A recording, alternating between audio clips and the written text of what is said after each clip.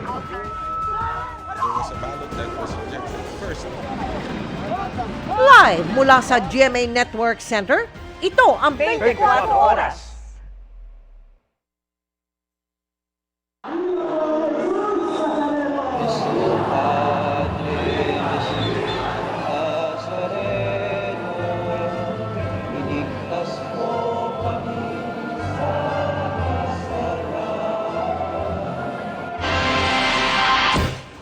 Mga kapuso, yan ang live na kuha ng andas ng Poong Jesus Nazareno sa kalye ng Arlegui. Mahigit 14 na oras na ang itinatakbo ng prosesyon na nagsimula kaninang alas 4 ng madaling araw sa Quirino Grandstand. Anumang oras ay inaabangan na rin ang tradisyonal na pagdungaw o yung pagtatagpo ng imahen ng Nuestra Señora del Carmen at ng Poong Jesus Nazareno. Magtatapos po ang traslasyon sa Minor Basilica and National Shrine of Jesus Nazareno o Quiapo Church. Magandang gabi po Luzon, Visayas at Mindanao. Hindi napigilan ng binagong sistema ng traslasyon ang mga debutong nag-antabay sa andas ng Poong Jesus Nazareno. Sa ngayon, mahigit 600,000 deboto na ang nakikibahagi sa traslasyon. Sa tindi ng bugso ng mga tao, may mga debotong nasugatan at may mga pagkakataong ding nabalahaw at nabangketa ang andas. Mga kapuso, sa kabila niyan, iba't ibang muka ng pananampalataya ang ating nasaksihan. Mga debotong matiyagang nag-abang, bitbit ang kanilang panalangin. Narito ang aking pagtutok. Thank you, Jess. Pahinga ka.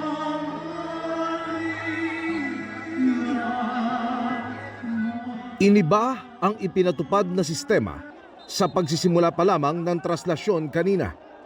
Mabilis na napausad ang andas ng ilabas ito ganap na alas 4 ng madaling araw. Kung dati dito pa lang sa may entablado, nababalahaw na agad ang andas dahil sinasalubong at sinasampahan agad ito ng mga deboto. Kanina, isinara ang harapan ng grandstand sa mga deboto.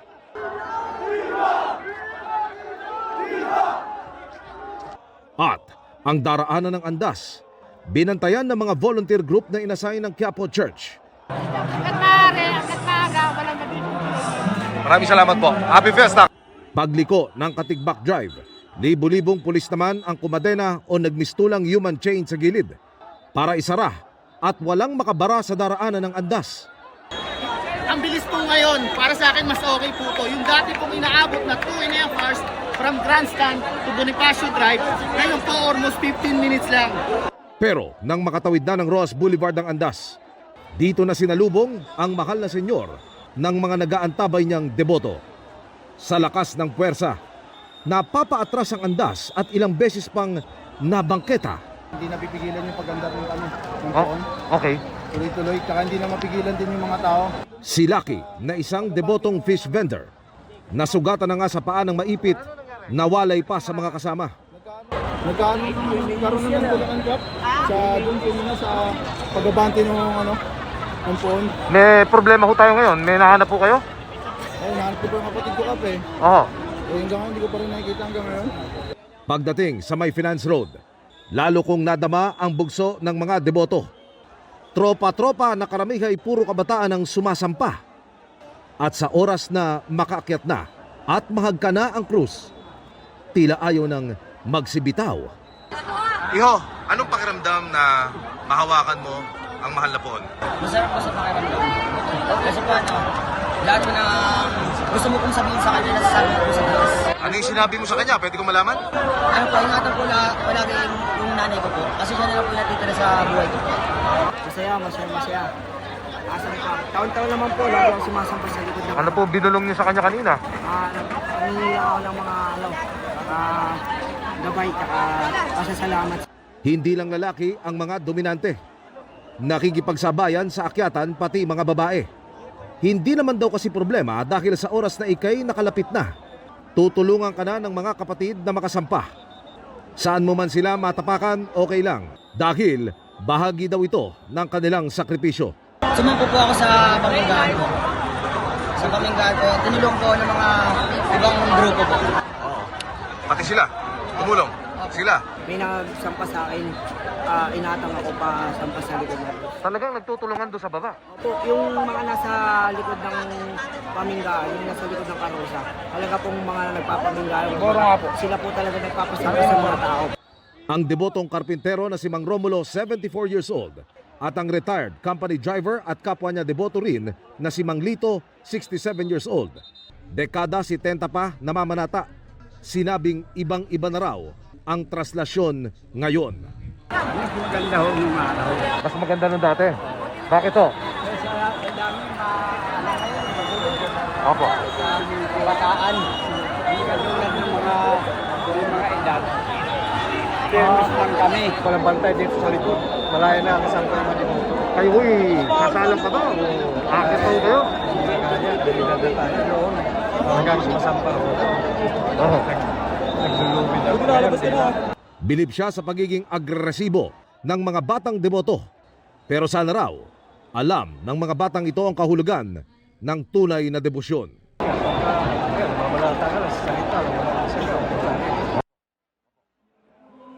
4 na minuto pa lamang pag-andar mula sa Quirino Grandstand kaninang madaling araw, sinalubong agad ng nagtakbuhang mga deboto ang andas ng Poong Jesus Nazareno. Nakatutok si Jomer Apresto.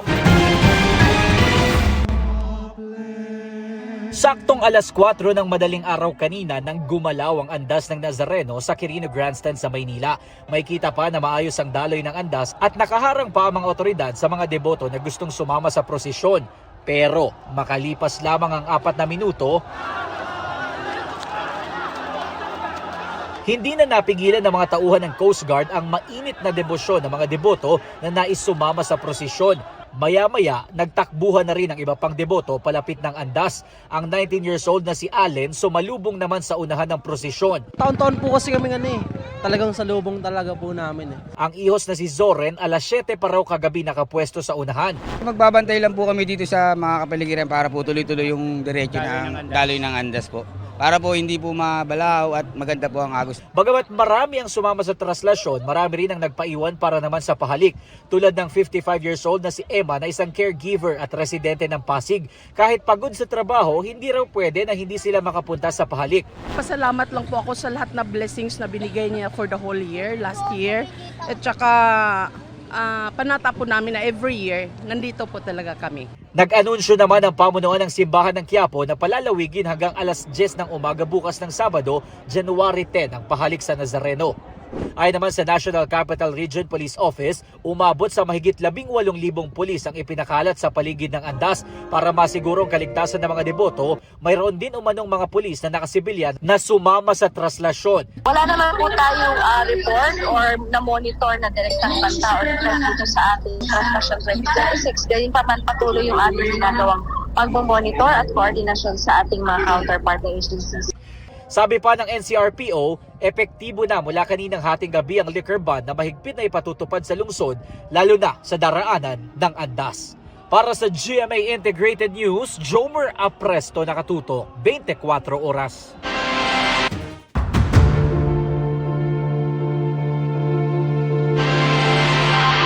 Walong luxury vehicle na pinaniniwalaang may kaugnayan kay dating Congressman Zaldico at posibleng hindi umano binayaran ng tamang buwis ang kinumpiska ng mga otoridad sa Taguig. Pero ayon sa company ko, mali ang kinumpiskan mga sasakyan dahil hindi naman daw ito'y nakapangalan sa dating kongresista. Nakatutok si Maki Pulido. Bulletproof na Rolls-Royce, Ferrari sports car, mga Lexus, Cadillac Escalade, Mercedes-Benz, GMC at Toyota Sequoia ang mga nakumpiskang luxury vehicle na pinaniniwala ang pag-aari ni dating Congressman Zaldico.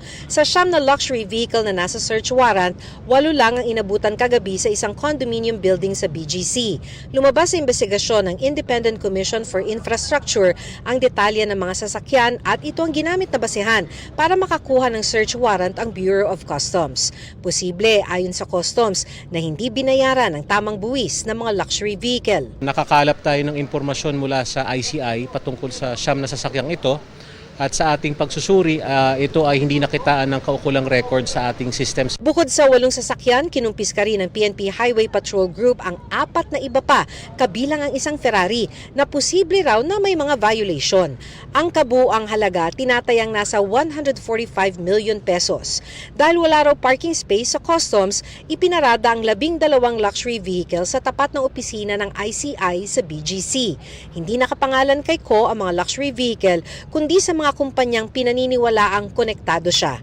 Ang Rolls-Royce, halimbawa, nakarehistro sa ilalim ng Holding Corp Leisure and Hospitality.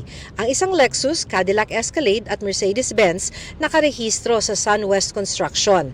Ang isa pang Cadillac Escalade sa Misibis Resort, habang ang Toyota Sequoia at isa pang Lexus sa La Venezia Hotel and Spa Inc. Sabi na abogado ni Ko na si Attorney Rui Rondain, mali na kinumpiska mga ito dahil hindi naman nakapangalan sa kanyang kliyente. Ano pang krimen ang ginawa ng Misibis at saka ng Sunwest at saka Venezia? Separate yung individual, yung shareholder, separate yung korporasyon eh. Sinusubukan pa naming kunin ang pahayag ng BOC hinggil dito. Ayon kay Rondain, sa ibang operasyong isinagawa noong Miyerkules, illegal search and seizure umanong isinagawa ng mga pulis nang sapilitang kunin ang mga susi ng nasa 22 iba pang mga sasakyan nang walang warrant mula sa korte. Ilang oras din daw pinigilang makaalis ang mga driver. Hinihingi pa namin ang pahayag ng PNP. I'm gonna sue people left and right. Yung mga pulis na nag-illegal seizure, mga illegal search, yung naghila niyan, dedemandahin ko lahat yan. Nakausap na raw ni Attorney Rondain si Ko tungkol sa pagkumpiska ng mga sasakyan pero hindi raw niya alam kung saan nagtatago ang kanyang kliyente. Sabi ni PNP Chief Jose Melencio Nartates, hindi tumitigil ang koordinasyon nila sa Interpol para matuntun at maaresto na si Ko. Not all the time magtatago ang isang wanted person. No? What's so important is there's no let up in our operation. Para sa GMA Integrated News, Maki Pulido, nakatutok 24 oras. Sumentro sa pagpapakumbaba at pagsunod ang mensahe ni Bishop Rufino Sescon Jr. sa Banal na Misa kanina sa Quirino Grandstand sa Maynila. May panawagan din ng obispo sa anyay mga ayaw bumaba kahit pahirap na sa bayan. Nakatutok si James Agustin. Sama-sama sa panalangin ng libu-libong deboto ng Poong Jesus Nazareno na nakiisa sa Misa Mayor sa Quirino Grandstand kaninang hating gabi. Pinangunahan ng banal na misa ni Bishop Rufino Sescon Jr. ng Diocese ng Balanga. Humalili siya kay Manila Archbishop Jose Cardinal Advincula na kasalukuyang nasa Roma.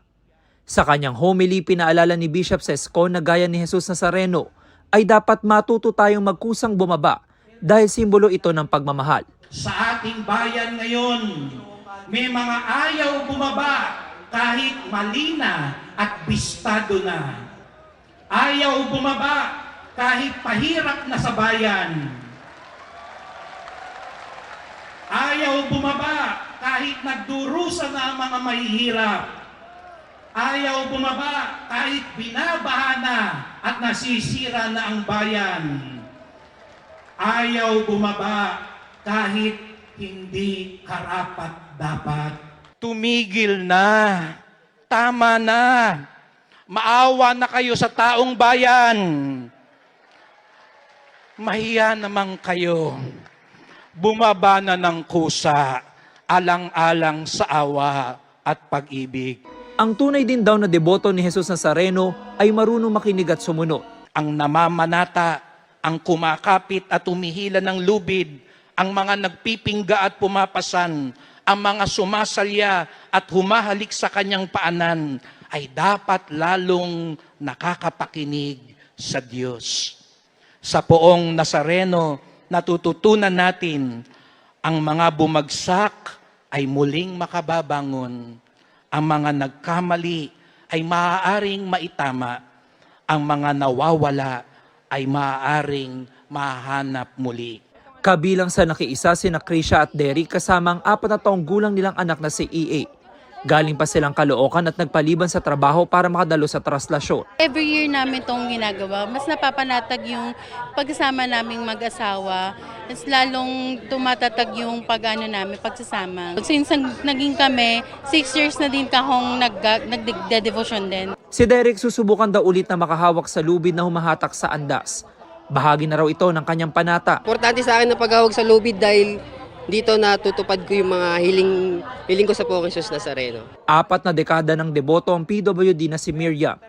Lalo raw lumalim ang kanyang pananampalataya kay Jesus Nazareno nang maputulan siya ng kamay matapos maaksidente noong 2024. Nung nadisgrasya po ako ay pinalangin ko pa na bigyan pa ako ng isang buhay. Ito nga po, nabuhay po ako ng ganito. Kaya po malakas talaga ang pananalig ko sa Diyos, lalo sa Poong Nazareno na nabuhay. Binigyan ako ng pangalawang buhay. Hindi rin alintana ng senior citizen na si Mabel ang dami ng mga tao makita lang ng personal ang imahe. Sa 20 taon niyang pamamanata, marami raw hiling na natupad. Tulad po nung nadisgrasya yung anak ko, talaga pong laki ng tulong ng Nazareno sa amin kasi akala namin wala ng pag-asa pero naoperahan yung anak ko. Yung paniniwala po, yung pananampalataya, yung pagmamahal sa Panginoon, yun po yun. Magkakaiba man ang mga dahilan at pinanggalingan ng pamamanata, pinagbuklod ang mga deboto ng iisang pananampalataya. Baon nila ang mga himala na ipinagkaloob ng Poong Jesus Nazareno at hindi matatawarang pasasalamat sa Kanya. Para sa GMA Integrated News, James Agustin, nakatutok, 24 oras. Nagkagulo rin sa bahagi ng Rojas Boulevard at Padre Burgos Avenue matapos naharangin ng mga ihos ang mga debotong nagpumilit na makalapit sa andas. Sa gitna niyan, may mga muntik pa umanong madukutan. Nakatutok si June Veneracion.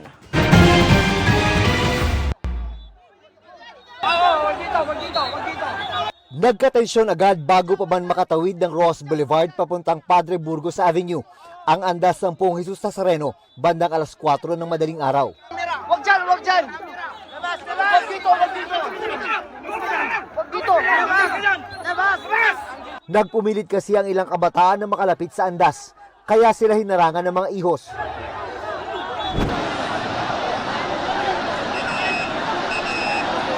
Nang nasa Padre Burgos na ang andas, doon na sumalubong ang mga deboto para makalapit sa imahe ng Poong Jesus Nazareno. Kanya-kanyang pwesto ang mga deboto para makita ng maayos ang pagdaan ng prosesyon. May mga nasa taas ng puno, pati na rin sa poste ng kalye. Kahit may panganib na mapaluputan, lakas loob pa rin nagunahan ng mga deboto na mahawakan ang lubid nito at makasampa sa andas. Taon-taon ko po gagawin para sa pamilya. Kahit mahirap. Sa gilid ng kalsada, nakita naming nanginginig ang kamay at katawan ng 23 anyos sa si Angel. May mga sugat din siya sa paa. Yun pala, muntik na siyang hindi makalabas sa siksikan ng mga deboto. Ako po yung nadaganan po. Ako po yung pinaka nasa ilalim. So baka may possible po na nabalian daw po yung paa ko. Sa gitna ng siksikan at pagdagsa ng napakaraming deboto ng Poong Jesus Nazareno, may ilan na nakaisipang gumawa ng kasamaan. May mga debotong nagreklamong muntik na silang mabiktima ng mga mandurukot. Sa aming pwesto, may mga nabistong nag-aabang lang pala ng tamang tiyempo. Nasa bulsa lang yung phone ko pero alam ko. Tapos bigla niyang dinukot, nakita ko. Tapos nung ginanong ko siya, sabi ko, yung cellphone ko, bitawan mo. Binitawan niya sa lapag. Tapos bigla na silang umalis. Ilan yun? Dalawa sila. Tatlo. Nagkakasama sila. Pati ang aking team ay muntik na ring mabiktima ng mga mandurukot. May umawak sa bulsa ko. Pag hawak sa kamay, hawak na yung dalawang cellphone ko eh. Buti na bitawan. Para sa GMA Integrated News, June Veneracion, nakatutok, 24 oras. Mga kapuso, samut-saring basura ang naiwan sa mga dinaanan ng andas, kabilang po sa bahagi ng Rojas Boulevard at P. Burgos. Pati mga nakasetup na palikuran sa Quirino Grandstand, kinapos sa dami ng mga dumagsang deboto. Nakatutok si Oscar Oida. Matapos tumulak ang prosesyon mula sa Quirino Grandstand,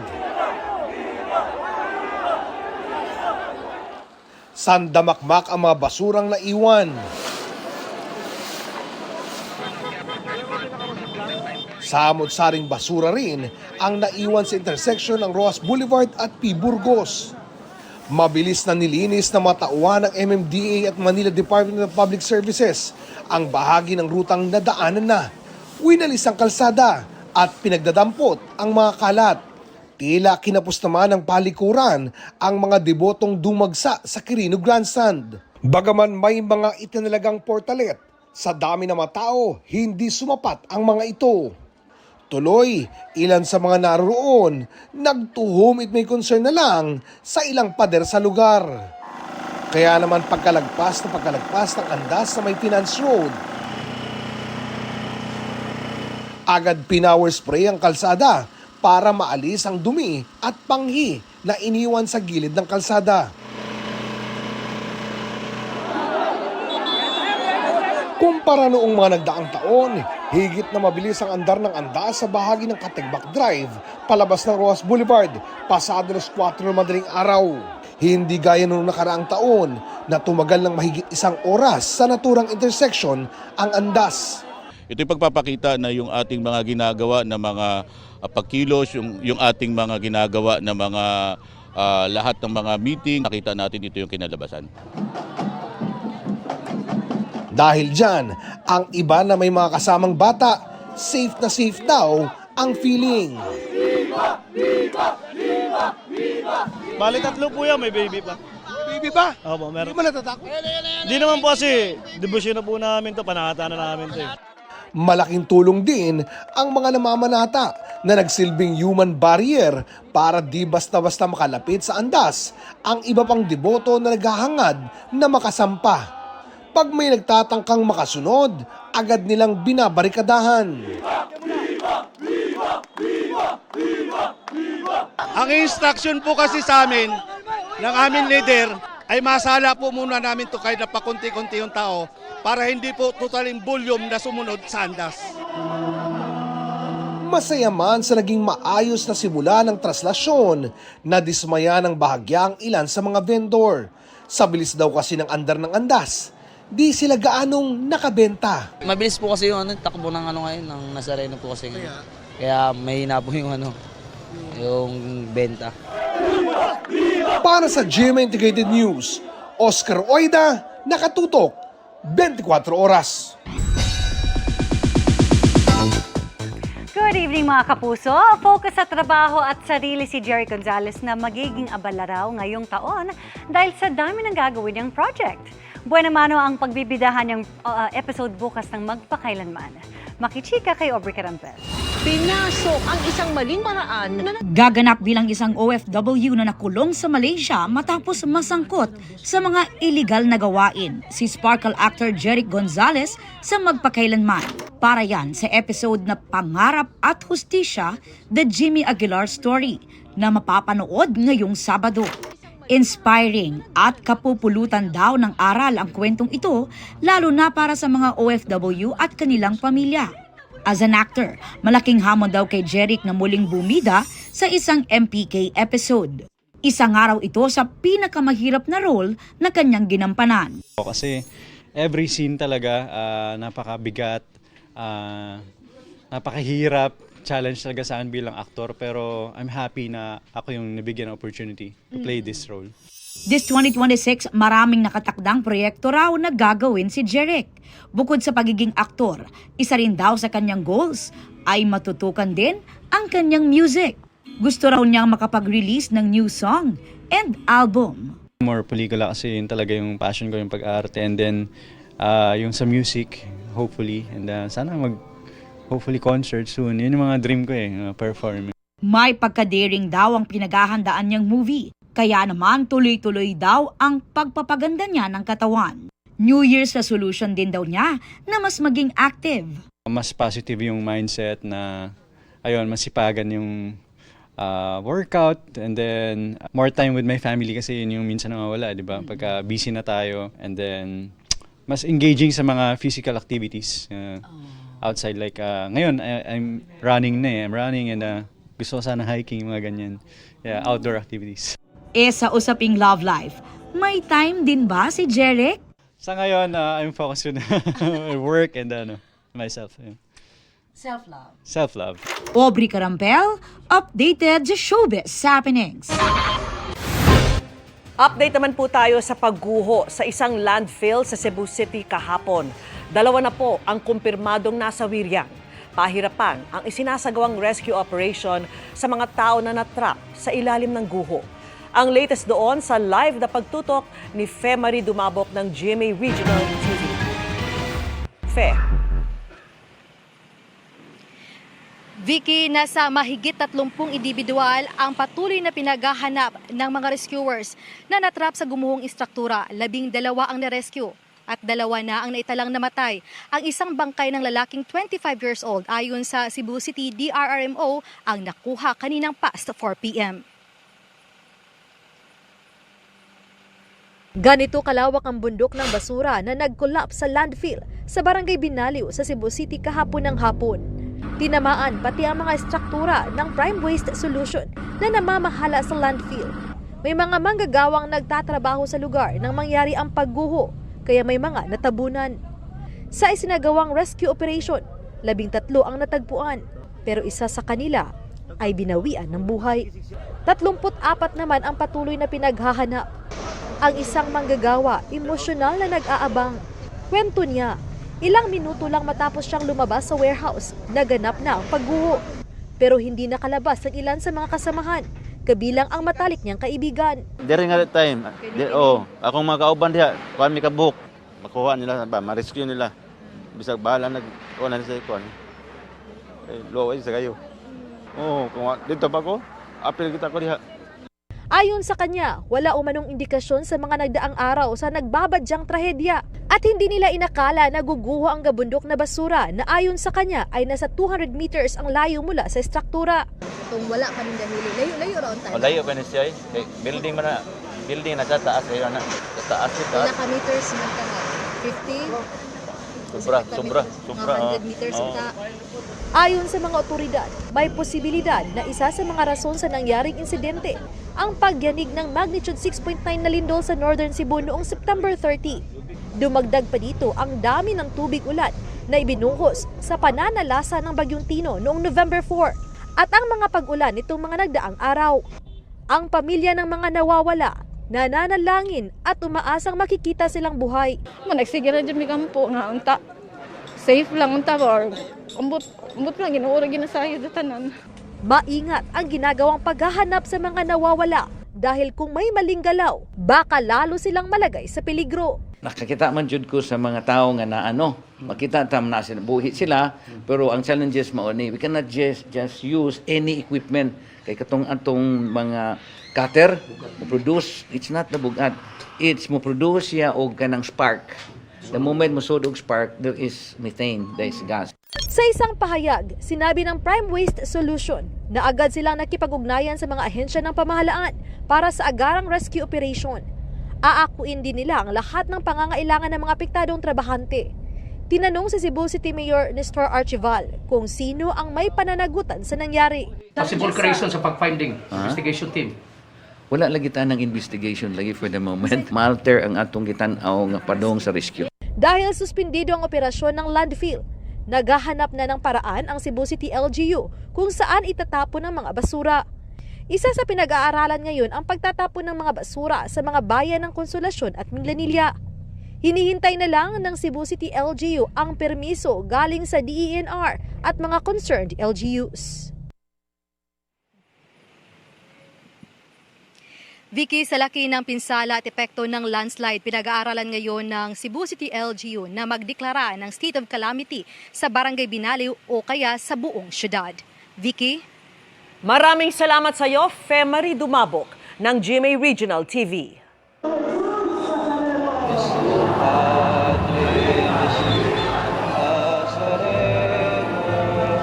Hindi na rin napigilan ng mga nagbabantay na pulis ang pagdagsa ng mga deboto pagdaan ng andas sa Ayala Bridge. Pero bago pa ang prosesyon, isa pong photojournalist ang nasawi habang nagko-cover ng pahalik. Nakatutok si Chino Gaston. Madaling araw pa lang nakalinya na ang mga pulis sa paanan ng Ayala Bridge sa Maynila. Bahagi ito ng plano para kontrolin ang dami ng mga deboto pagdaan ng andas sa tulay para na rin sa kanilang kaligtasan. Isa kasi ito sa mga kritikal na lugar sa ruta ng prosesyon. Sa ilalim ng tulay, may nakaabang ding mga motorboat ng Philippine Coast Guard at Red Cross sakaling may mahulog na deboto. Pero dakong alas 7 kaninang umaga, dumagsa ang mga deboto na nagpumilit tumawid mula sa Palangka Street. Nagulat ang mga pulis na tinangka pa silang pigilan pero kalaunan ay pinayagan na lang makalusot. Pwede nating patawidin, sir, yung mismong andas. Ngayon, sir, may mga grupo na deboto natin na yung iba gustong akyatin yung andas. Yun po yung i-resolve namin para hindi po nagsasampahan na magkasakitan pa sila. Kinausap pa ng mga pulis ang leader ng ilang grupo ng mga deboto para maayos ang kanilang pagsalubong sa andas ng Poong Jesus Nazareno. Magandang grupo ngayon, Pero pagdating ng andas sa tulay, dakong 10:30, ito na ang naging tagpo. Dahil na rin sa dami ng mga deboto at pagpupumilit ng mga ito, hindi na rin natuloy ang plano ng PNP na paunahin muna sa pagtawid ng Ayala Bridge ang andas bago pa sundin ang mga deboto. Mahirap gagawin namin, sir, para sa panata. May sakit ang asawa ko, sir. May sakit. Hawak na kayo sa lubid? Hindi. Bakit? Panood din lang po. Sa huling tala ng MPD, higit 300 deboto ang nilapatan ng Pangunang Lunas o First Aid mula nang nagsimulang umusad ang traslasyon. Karamihan nahilo pero wala namang nasa kritikal na kondisyon. Sa kabila niya, nasawi naman ang photojournalist na si Ito Son matapos siyang atakihin sa puso habang nagko-cover ng pahalik sa Quirino Grandstand. Naisugod pa siya sa ospital pero sa kasamaang palad ay binawian ng buhay. We do not consider it as casualty because this event happened not directly sa ating ginagawang translasyon. Matagal na siyang may sakit. Mayroon ho siyang trangkaso nung pang nagsisimula malamang ang palik at inatake sa puso kaninang umaga.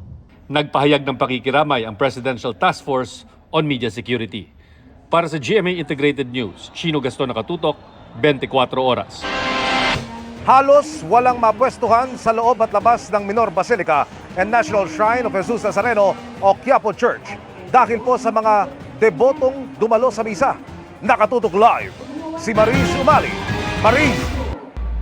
Emil, habang nagpapatuloy ang traslasyon ng Poong Jesus Nazareno, ay kasalukuyan na pong ginaganap ngayon ang ika-29 na Fiesta Mass dito sa Minor Basilica and National Shrine of Jesus Nazareno o Quiapo Church. Ang pinakamataas na paraan ng pagdedebosyon at pamamanata sa Poong Jesus Nazareno. Kaninang alas 11 ng umaga, bahagyang naantala ang misa nang biglang mag-brown out sa simbahan.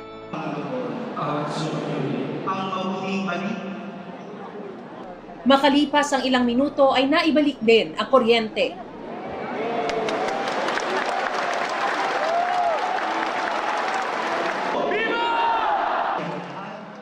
Mensahe ni Father Daniel Hui na nanguna sa misa, marami ang nakaka-relate sa Poong Nazareno dahil gaya niya, marami sa atin ang may pasan-pasang problema.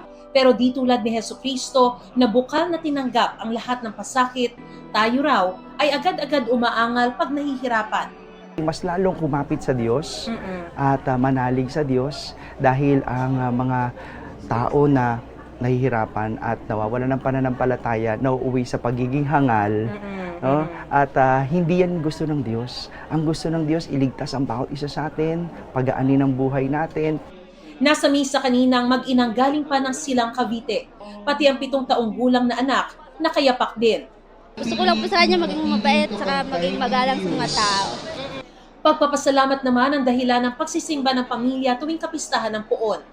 Pasasalamat po sa lahat po ng biyayang binigay sa amin. Tapos nasundan pa po kami ng isa pa. Kasi akala ko po hindi na ako magbubuntis eh. Punong-puno ang loob at labas ng Quiapo Church ng mga nagsisimba sa oras-oras na misa. Kaya marami ang inabutan naming nahilo at itinakbo sa treatment area. Kabilang ang 75 years old na si Nanay Corazon Domingo na galing pang Bacoor, Cavite. Hindi na raw siya nakakain sa pagmamadaling maging maaga sa pila papasok sa Quiapo Church. Gusto ko lang sana na, kasi yung asawa ko stroke, gusto ko lang na makaano pa siya, na mabigyan pa siya ng mahabang buhay. At saka ako nakakaramdam na rin ng parang hirap na rin sa paglakad. Bahagya naman nagkagulo sa Quezon Boulevard pagkatapos ng alas 2 ng hapon na misa matapos itakbo sa simbahan ang naputol na bahagi ng lubid. Alas 11 ng gabi nakatakda ang pinakahuli o ang ika-33rd na Fiesta Mass dito sa Quiapo Church. Pero kung sakaling mapaaga ang balik ng andas ng puon dito sa may Villalobos area, papasok dito sa Plaza Miranda, ay pansamantala na munang ititigil ang ongoing na oras-oras na misa para bigyan ng pagkakataon lahat na tumutok at ituon ang kanilang atensyon at salubungin na rin ang puon na ibabalik dito sa Quiapo Church. Sa ngayon, Emil, ay talagang punong-puno na ang Quezon Boulevard ng mga deboto na naghihintay sa pagbabalik ng Poong Jesus Nazareno sa Quiapo Church. Emil? Maraming salamat, Mariz Umali. Magkakaiba ang pinagdaraanan ng mga deboto ng Poong Jesus Nazareno. Magkakaiba rin ang lalim ng hugot ng kanilang mga hiling at dasal. Pero lahat sila may taimtim na binulong sa pagdaan ng andas. Nakatutok live si Mark Salazar. Mark!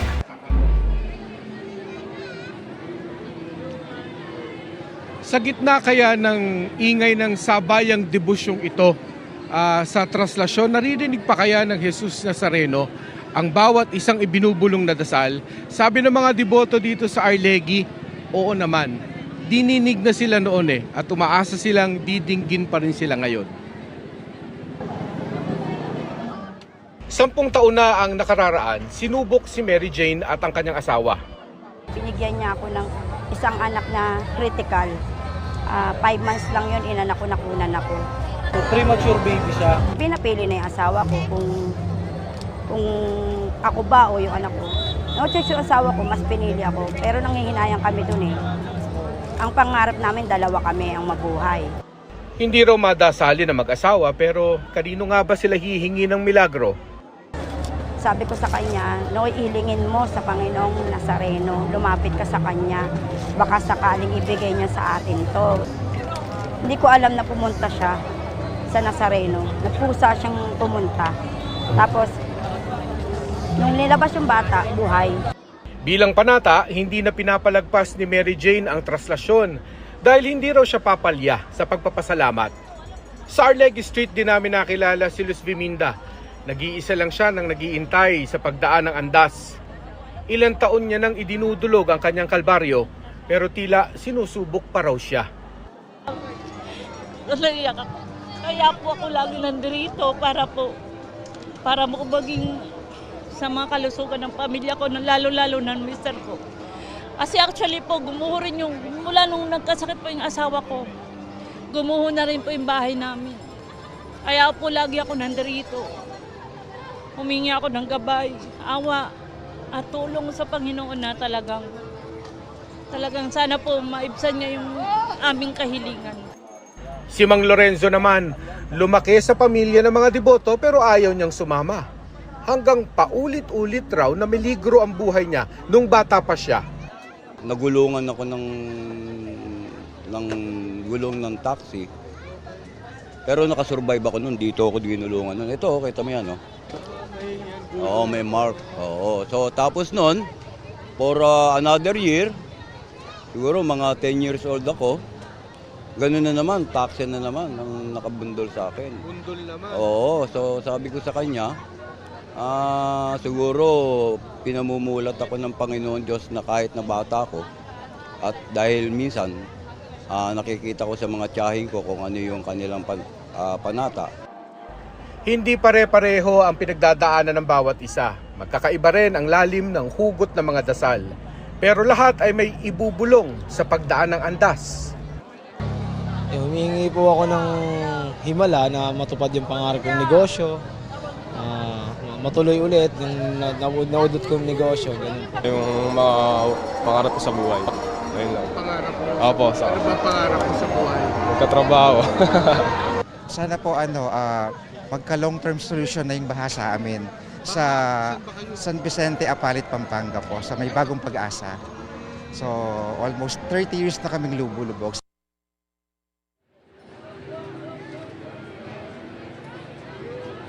Sa kanto ng Arlegui at Casal Street, hindi pa namin tatanaw man lang yung bungad ng andas, pero hindi naman nababawasan ng deboto sa makatuwid nadadagdagan pa nga sa paghihintay at lahat ay excited na masilayan nila. Hindi kailangan masampahan, hindi kailangan mahawakan, kundi masilayan lamang ang andas at yun ay yung kukumpleto ng kanilang panata ngayong taon. Emil. Maraming salamat, Mark Salazar. Samantala sa patuloy na pag-alboroto ng Bulkang Mayon, ilan pang komunidad ang nakaranas ng ashfall o pag-ulan ng abo. Hindi rin maiwasan ang ilang survivor ng pagputok noong 1993 na mag-alala at masariwa ang sinapit noong trahedya. Live mula sa Albay, nakatutok si Ian Cruz. Ian. Vicky, maghapong naging maulan dito sa Albay pero tuloy-tuloy pa rin ang aktibidad ng Bulkang Mayon. Kani-kanina lamang, Vicky, ay ilang minuto naming nakita yung tuktok ng bulkan na nagbababa na naman ng pyroclastic density current o yung tinatawag na uson. At kagabi ay nagpakita nga ng lakas ang bulkan sa tuloy-tuloy na pagdaloy ng uson. Mas malakas na banaag o crater glow ang ipinakita ng Bulkang Mayon kagabi. Gumuguhit din ang bumababang pyroclastic density current o uson mula sa bunganga ng bulkan. Tila hindi napapagod ang bulkan sa paglalabas ng pyroclastic materials na napaparami ang volume. Sa pagitan ng alas 10 hanggang bago maghating gabi, sumidhi ang pagbaba ng uson. Ikinamamangha pa ng mga nanonood na tao sa bahagi ng Daraga Albay. Kanina, paghapong hindi nakita ang bulkan dahil sa pag-ulan at makapal na ulap. Bandang 1:30 na nang magpasilip ito sa Legazpi City. Nakatira sa extended danger zone si Juan Agao na naka-alerto dahil sa pag-alboroto ng bulkan. Kanina, dinalaw niya ang cruise na marker na sa gisag ng malaghim na pagputok ng Mayon noong 1993. Tanaw po natin dito ang Bulkang Mayon at sa bandang doon pa ay marami pong mga residente dito ang nagtatanim ng gulay doon. At dito naman po sa di kalayuan, may isa pong marker dito na cruise. At ayon po sa mga taga rito, itong cruise na ito at itong pinaka-base niya, nandito po ang listahan ng mga nasawi noong 1993 eruption. At ang nababasa na lang po natin, may number 75 po dito na pangalan. So ibig sabihin ho, noong 1993 eruption, hindi po bababa sa 70 ang nasawi sa malakas na pagsabog ng Bulkang Mayon. 2 mahal sa buhay niya ang namatay ng mahagip ng uson mula sa bulkan na pumutok raw ng biglaan. Kaya hindi raw sila dadalawang isip na lumikas, lalo't pasok ang bahay nila sa Matanag, Legazpi City sa extended danger zone. Halos hindi ko po matanggap kasi unang-una nag-uusap pa lang po kayo tapos bigla na lang mawawala. Bigla mo na lang malaman. Wala na pala. Yun po masakit. Ayon sa FIVOX, nananatili sa Alert Level 3 ang status ng bulkan. Kabilang sa mga aktibidad nito ang pagbuga ng lava dome na may pagguho at pamumuo ng lava flow. May 2 volcanic earthquakes, 72 rockfall events at nasa 100 pyroclastic density currents. Nasa 1,000 meters ang taas ng steaming ito at ang pagsingaw ay napapadpad sa kanluran, timog kanluran. Umabot naman sa 195 na tonelada ang inilabas na sulfur dioxide o asupre. Sa bayan ng Ginubatan, nakaranas ng ashfall ang barangay San Jose. Nangitim ang lababo sa San Jose Elementary School dahil sa abo. Ilang mag-aaral din ang nakaranas ng hapdi sa mata at pangangati ng lalamunan dahil sa ashfall. Medyo po makati sa mata tapos makati po sa lalamunan. Nagmas po. Naamoy ko na asupre galing sa tapos medyo naano ako naano yung mata ko. Tila mantsa naman ang makikita sa trapal ng isang bahay punsod ng bumagsak na abo. Ayon sa mga residente, biglang dumilim ang paligid at umalingasaw ang amoy ng asupre sa lugar. Yung paligid dito, akala namin fog lang. Napuno siya ng halos zero visibility. Tapos nakita na lang namin yung sasakyan, yung mga dahon, meron ng mga abo. May nagulog konting abo. Pag nagulan, wala na naman. Pero sa kabila nito, nanatiling good ang kalidad ng hangin sa paligid ng Bulkang Mayon base sa pagsusuri ng DNR Environmental Management Bureau ng Bicol Region. The air quality is still good. It's within the air quality index. There's no alarm yet.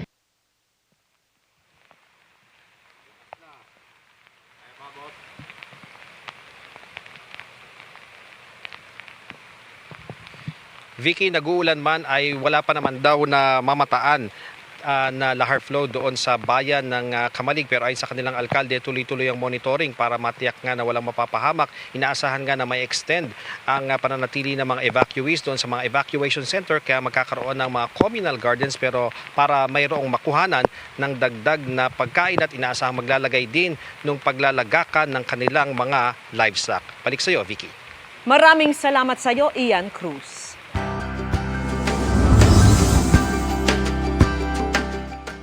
Para makameno sa araw-araw na gasto sa pagkain nang hindi nakokompromiso ang tamang nutrisyon, sinisikap ng ilang magulang sa Gainza sa Camarines Sur na magtanim sa kanilang bakuran.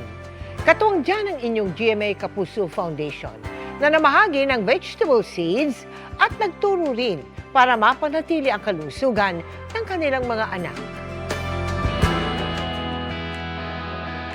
Simula nang nagbigay ang GMA Kapuso Foundation ng vegetable seeds sa Gainza, Camarines Sur noong Hulyo sa ilalim ng gulayan sa Bakuran Project, nagkaroon ng mga pananim si Linda na hindi lang nakatutulong sa kalusugan ng kanyang anak na si Jay, na ibebenta pa rin niya bilang pandagdag sa kanilang araw-araw na pangangailangan. At kung may sobra pa, ipang bibili niya ulit ng vegetable seeds. Yung pechay, 50 kilos ang isang kilo. Binili ko ng fertilizer, tapos tsaka pantanim ulit para dumami. Para di maputol, sige-sige lang tanim. Pero may mga araw daw na konti ang ani dahil sa mga bagyo. Hindi kasi nakaligtas sa Super Typhoon Uwan ang kanyang mga pananim. Dito na lang nakuha namin. Kahit na bagyo kami, ipagpapatuloy po namin pagtatanim. Bahagi ng Give a Gift, Feed a Child ang ating Gulayan sa Bakuran Project. Hangad kasi natin na bawat bata ay magkaroon ng tamang nutrisyon. Ang Gulayan sa Bakuran is to make sure na maging sustainable yung feeding program natin at magkaroon ng food security yung mga bata. Bukod sa masustansyang pagkain, may payo rin ang Nutrition Action Officer ng Gainza para mapanatili ang kalusugan ng mga bata. Dapat may wastong tulog po yung mga bata at lalong-lalo na po at mahilig na sila sa gadgets. Masunod yung mga tamang pagkain at nutrisyon. Yung mga bata po ay lalaking healthy, matalino po, masigla at hindi antukin. At sa mga nais makiisa sa aming mga projects, maaari po kayong magdeposito sa aming mga bank account o magpadala sa Cebuana Luwalier. Pwede ring online via GCash, Shopee, Lazada, Globe Rewards at Metro Bank Credit Card.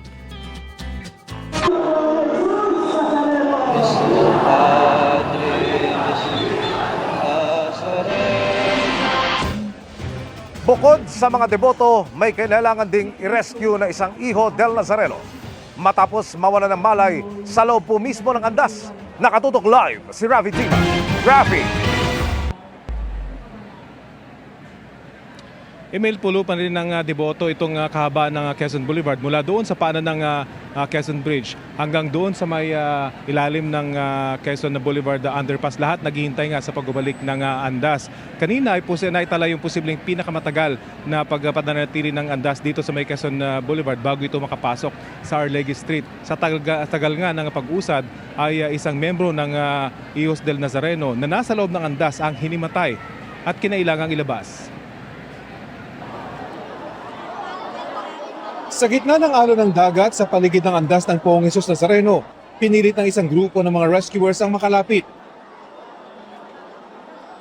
Isang miyembro na pala ng Hijos del Nazareno ang kinailangang i-rescue mula sa loob ng andas. Dali-dali siyang inilabas sa gilid ng andas at dahan-dahang binuhat para mailagay sa stretcher. Halos wala na raw kasing hangin sa paligid ng andas kaya ang mga ihos lubharing nahirapan. Pero hindi ito nakapigil sa mga deboto na sumampa pa rin sa andas.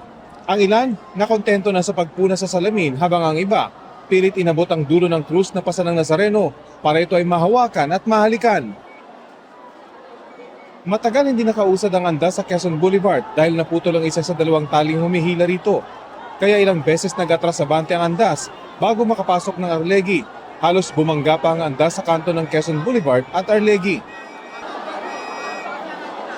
Panay naman ang buhos ng tubig ng mga residenteng nakatira sa gusaling dinaraanan ng andas para mapawi ang init sa hindi mahulog ang karayom na bilang ng mga deboto. Para makausad ang andas, ang mga ihos, inuutusan na ang mga deboto na itulak ito. Sa kabila nito, hindi tumigil ang daluyo ng mga deboto na tila umaagos patungo sa andas. Matapos humigit kumulang 1 oras, naipasok din ang andas sa Arlegui. Ang mga debotong napagod sa pagsampa mula pa madaling araw, saglit na mga nagpahinga sa mga tent na kanilang inilatag sa ilalim ng Quezon Boulevard Underpass. Marami sa kanila, aabangan daw ang pagpasok ng andas sa simbahan ng Quiapo kung anong oras man ito bumalik. Ang grupong ito na namimigay ng libreng sandwich sa mga namamanata, mananatili rin daw dito para magbigay ng pagkain hanggang sa makabalik ang poon sa loob ng simbahan. Ito naman ang panata nyo, tumulong sa iba. Ito na yung taon-taon namin ginagawa dito. Nagmistura namang open market ang bahagi ng Quezon Boulevard malapit sa Espanya sa dami ng mga nagtitinda, mula pagkain hanggang mga tuwalya at t-shirt na may imahe ng Poong Jesus Nazareno.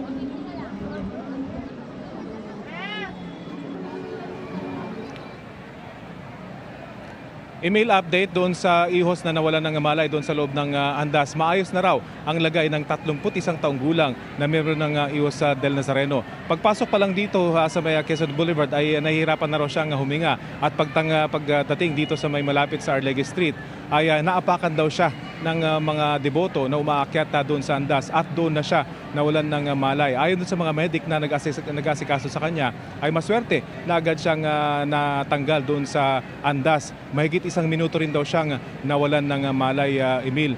Ayon naman kay Alex Serasga, ang technical advisor ng traslasyon, ay wala raw kinalaman yung pagkakaputol ng tali doon sa mabagal na pag-usad ng andas dito sa may Quezon Boulevard papasok sa Arlegui. Sadya daw talaga masikip itong Arlegui Street at punong-puno ito ng mga tao kaya hirap silang mapaandar yung andas dito sa kalyeng ito. Katunayan, napakatagal bago na ilusot yung andas dito sa Arlegui at dahil dito ay posibleng nga daw maantala at ma-delay itong traslasyon kung ikukumpara noong nakarang taon.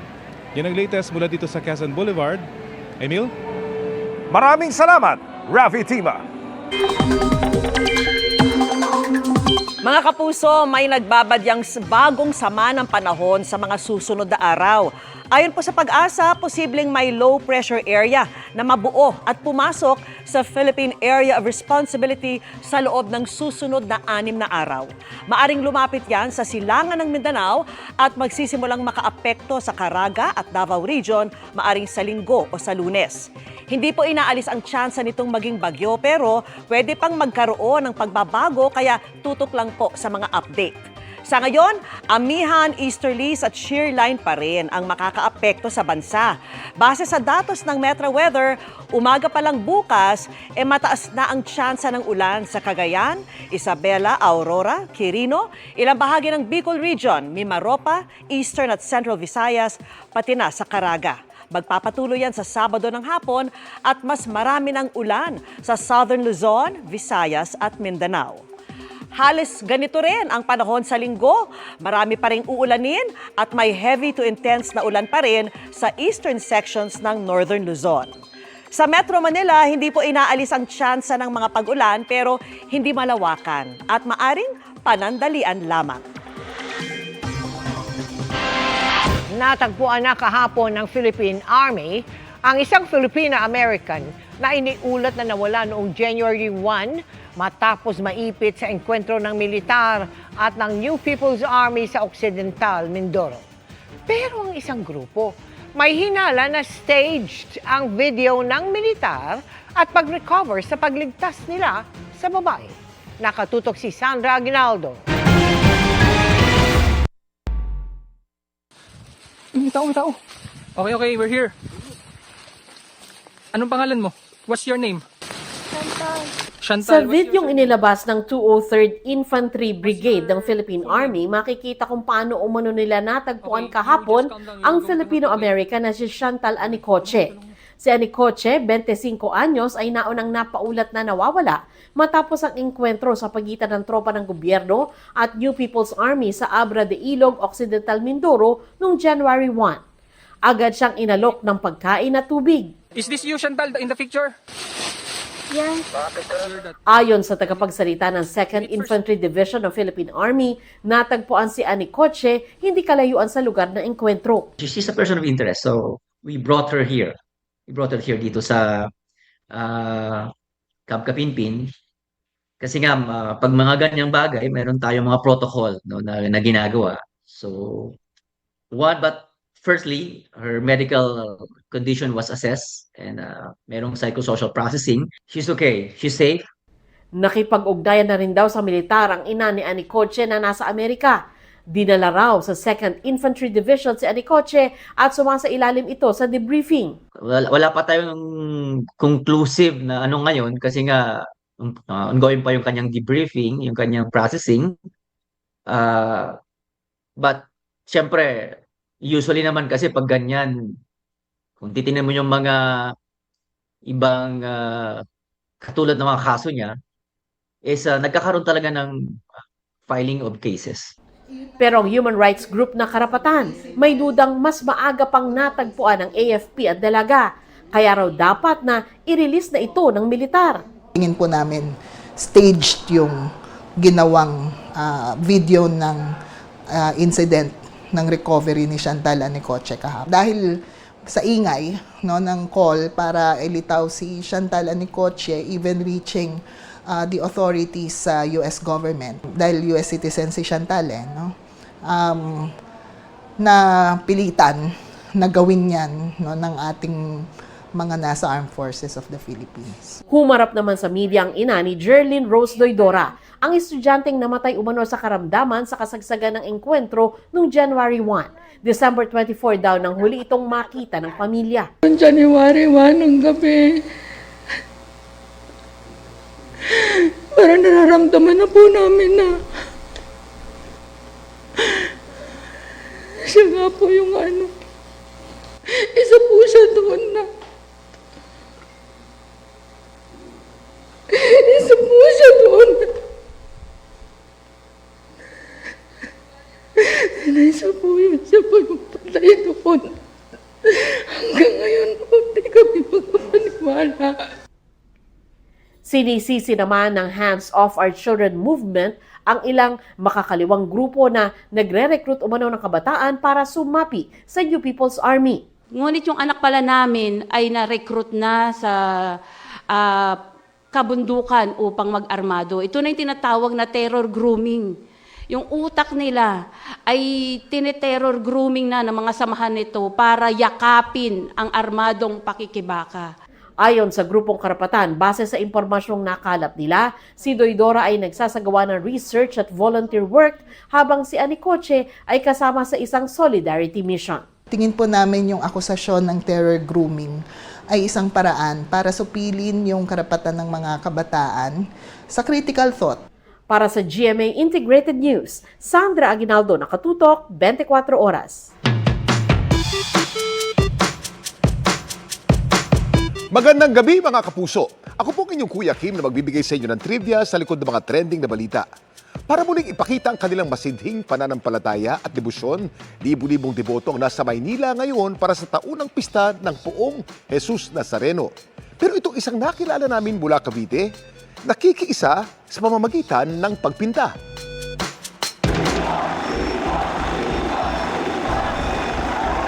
Sa araw na to, muling napuno ang mga kalsada ng Maynila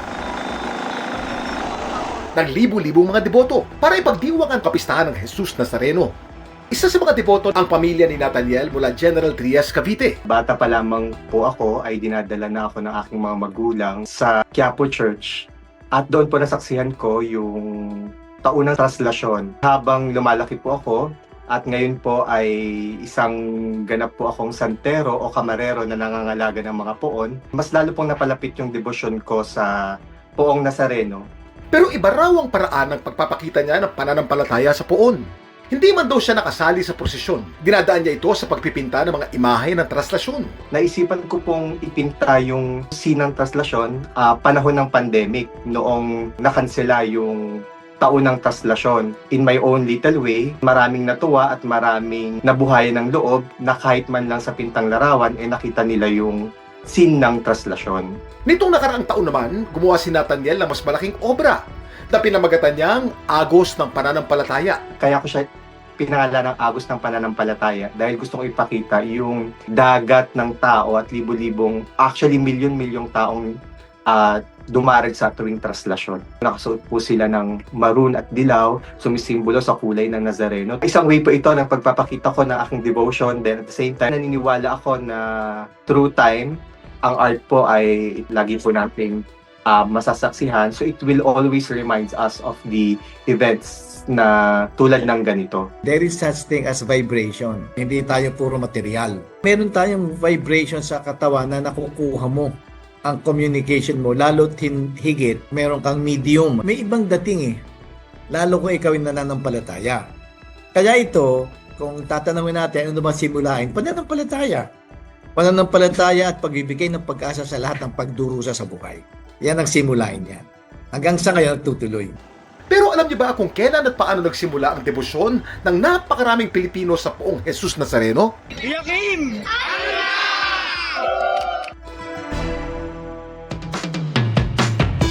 Ang imahe ng Nuestro Padre Jesus Nazareno na pinaniniwalaang mapaghimala ay dumating sa Maynila dala ng mga paring Recoleto mula Mexico 1606. May paniniwala na kaya raw itim ang imahe na ito ni Jesus dahil na-damage daw ito ng ang galyon na nagdala rito sa Pilipinas ay nasunog. Pero ayon sa isang eksperto, naging itim ang imahen dahil gawa raw ito sa isang dark-colored na kahoy na kung tawagin ay meskite. Mula noon, naging tradisyon na ng maraming Katoliko ang dumalo sa taunang traslasyon. Ang mga pinakamatagal na prosesyon na umabot na mahigit 22 hours nangyari noong taong 2012, 2017 at 2018. Samantala, para malaman ang trivia sa likod ng viral na balita, i-post o i-comment lang, #Kuya Kim. Ano na? Laging tandaan, importante ang may alam. Ako po si Kuya Kim at sagot ko kayo 24 oras. Under detention ang isang dredging vessel na nakitaan ng Philippine Coast Guard ng mga paglaba. Kabilang ang problema sa automatic identification system na may banta sa seguridad ayon sa eksperto. Nai-report na raw ito ng PCG habang inaalam pa kung may iba pang dredger na under detention. Nakatutok si Marisol Abduraman. Ito ang dredging vessel na Kangling 539 na nakadao ngayon sa Manila Bay. Under detention ito ngayon matapos makitaan ng mga paglabag ng inspeksyonin ng Philippine Coast Guard noong January 6. Isa sa mga nakita, problema sa Automatic Identification System o AIS ng all-Filipino crew na charter boat. Concentratedly AIS po talaga, ma'am, no? Ang naging report po neto. Kasi malaking bagay rin po na ma-rectify muna ang AIS. It would compromise, ma'am, the safety of the vessels. Not intentional erroneous transmission po ng identity. May times na nag-shutdown, bumabalik po sa default setting, and then hindi po in working language yung equipment po. So nahihirapan po yung ating mga Filipino crew. Bukod pa ito sa mga expired na dokumento na nakita ng Vessel Safety Enforcement Inspection Team ng PCG. Ayon sa isang maritime security expert, may security concern ang paglabag sa Automatic Identification System o AIS. Kapag nasa Manila Bay daw kasi ito, Pilipinas ang lumalabas na registry. Kapag magagawin naman daw sa bahagi ng Zambales o Cagayan at sa iba pang lugar sa Northern Luzon, iba naman ang lumalabas. I mean, if you're going to have dozens of these dredgers sitting, within a few hundred meters of your capital, you're certainly going to want to know what's on those ships. If a ship is able to do this for over 2 years without being stopped, I think that should cause some people to ask some very hard questions. Kinumpirma rin ng Coast Guard na nagkaroon ng paglabag ang Kangling 539 nang inspeksyonin nila ito noong nakaraang taon. Bagamat na ituwid naman daw ito ng dredger vessel kaya nakabalik sa operasyon. Particularly sa life-saving appliances po niya and mga firefighting equipment. Ang Coast Guard naman po, ma'am, once na makorek po ng barko, yung mga nakita po nating deficiencies, automatic po nag-resume po sila sa kanilang operation. Sa ngayon, meron raw 27 na dredging vessel na nag-ooperate sa reclamation sa Manila Bay ang under inspection ng Philippine Coast Guard. Kabilang na nga itong barko kung saan tayo nakasampa ngayon. 12,500 cubic meters na buhangin ang kayang ikarga sa barkong Harvest 89. Chinek ang mga dokumento, navigational equipment at iba pa ng Vessel Safety Enforcement Inspection Team ng Philippine Coast Guard ang nasabing barko. Gusto raw makatiyak ng Coast Guard na seaworthy ang mga dredging vessel na bumabiyahe. Paglilinaw ng Coast Guard, bahagi ito ng kanilang routinary inspection sa mga barko, bagamat lalo raw nila itong pinaigting ngayon kasunod ng panawagan ni Pangulong Bongbong Marcos. Before pa po, nag-i-inspect na po tayo. So, nagpa-follow up lang po tayo sa mga inspection at saka continuous pa naman po yung inspection natin. Saan niyo po kinukuha ang mga Depende po sa order sa amin ng company. Po, minsan Ilocos, minsan Maglalabas daw ng updated na listahan ng PCG kapag natapos silang inspeksyonin ang lahat ng dredger. Sa ngayon, 14 na dredging vessel na ang natapos inspeksyonin. Para sa GMA Integrated News, Marisol Abduraman. Nakatuto, 24 oras. Muling nanaig ang galing ni Pinay tennis superstar Alex Ayala dahil aabante na siya sa semifinals ng 2026 ASB Classic sa New Zealand. Tinalo niya ang pambato ng Poland na si Magda Linette sa score na 6-3, 6-2. Sunod na makakaharap ni Ayala si Xin Yu Wang ng China para sa semifinals ng WTA 250 event. Pero sa doubles tournament, tinalo si Alex at kanyang doubles partner na si Iva Jovic ng Chinese duo sa semifinals. Nahaharap sa kasong panggagahasa ang isang pulis na nahulikan pa ang pagdala sa biktima sa isang motel. Depensa ng abogado ng pulis, may unawaan ng kanyang kliyente at ang babaeng nagrereklamo. Nakatutok si John Consulta. Exclusive. Pasado alas 6 ng umaga nitong December 4 nang makuha na ng CCTV ang isang babaeng walang malay na dumiretso papasok sa isang motel sa Sampaloc, Maynila. Sa loob ng motel, makikitang papasok ang lalaki at dadalhin sa ikalawang palapag ang babae. Pinagtulungan pang buhatin ng lalaki at tauhan ng motel ang babae hanggang tuluyan siyang naipasok sa loob ng kwarto.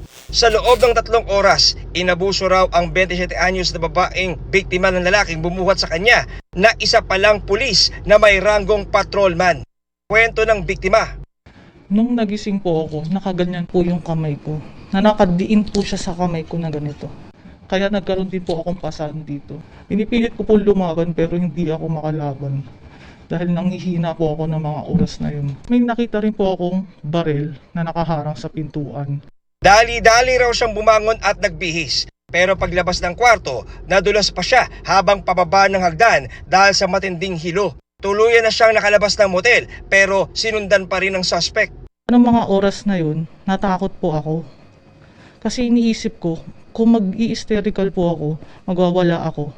Pwedeng may gawin siyang masama sa akin. Pwede niyang iputok yung baril. Pero sinasabi niya sa akin na, huwag ka munang umalis, mag-usap muna tayo. Mga ganyan.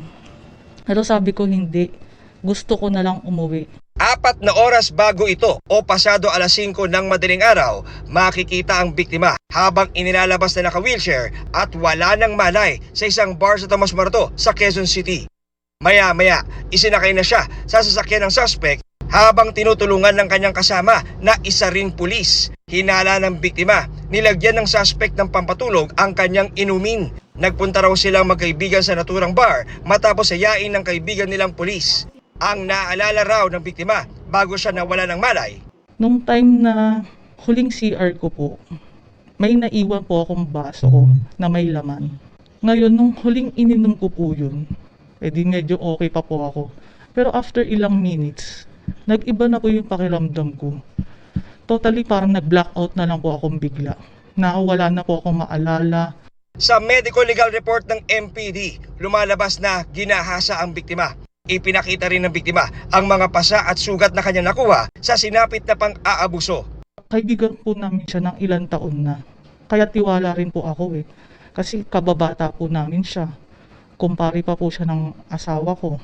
Pero anong ginawa mo sa akin? Binaboy mo ko, ginahasa mo ko. Lumapit sa Volunteers Against Crime and Corruption o VACC ang biktima at kanyang asawa. Nangako naman ng VACC na susuporta ang kanilang mga abogado at mga miyembro sa kaso.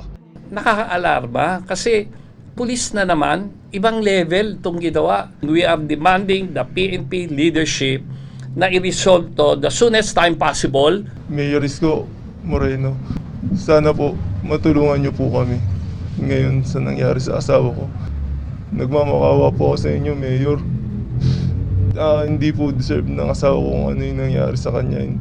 Giit ng abogado ng suspect na pulis, hindi raw totoo ang ibinibintang sa kanyang kliyente. Hindi totoo ang mga aligasyon. Isusumite namin yung mga larawan. May mutual understanding silang dalawa. Hindi natin ito tinotolerate at makakaasa kayo dito sa mabilis nating resolution dito sa kanyang admin case. Naghain naman nila Police District ng reklamong panggagahasa laban sa kanilang kabaro habang patuloy namang umuusad ang preliminary investigation ng kaso. Para sa GMA Integrated News, John Consulta, nakatutok 24 oras.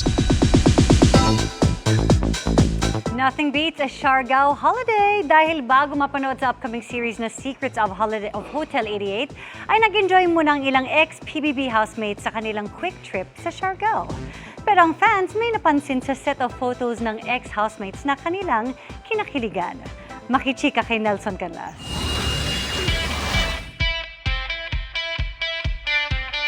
Sun, Swim, and Sparks ang atake ng Siargao trip ng ilang ex-PBB housemates na sina AC Martinez, Vince Maristella, Ralph De Leon at Kira Ballinger. Kasama rin ang sparkle actor na si Sean Lucas. Kabilang sa naging highlight ng trip, ang paayuda ng isa sa mga minahal na love team sa bahay ni Kuya na as Ralph. Ang eagle-eyed fans napansin ang closeness ng dalawa. Si AC may caption pa sa post na happiest na lalong kinakiligan ng fans. Siyempre, may fair share of post din ng other half ng Asralph kung saan nakaakbay siya kay AZ. Tanong tuloy ng marami, ano na nga kaya ang real score ng dalawa? Pero di lang kilig ang angat sa trip, kung di ang kanilang spirit of friendship. Gaya na lang nina Vince at Kira na nag-TikTok pa together. Matchy-matchy din si Kira at AC ng maxi dress na perfect for the beach. Habang ang boys, kitang-kita rin ang pagiging close sa isa't isa. Siyempre, hindi makukumpleto ang trip kung walang poodle fight. Nelson Canlas updated sa Showbiz Happenings. And that's my chika this Friday night. Ako po si Iya Arellano. Miss Mel, Miss Vicky, Emil. Okay, si Iya. Salamat sa iyo, Iya.